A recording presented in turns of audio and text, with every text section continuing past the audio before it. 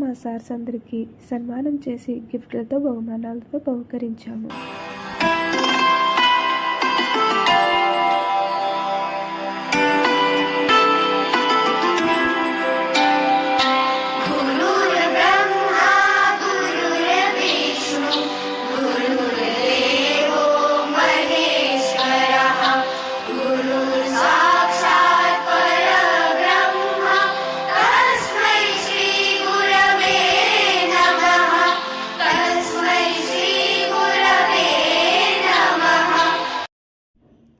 ఇన్ని సంవత్సరాల తర్వాత అస్సలు మిస్ అవ్వకండి ముఖ్యమైన ఘట్టానికి వచ్చేసామండి.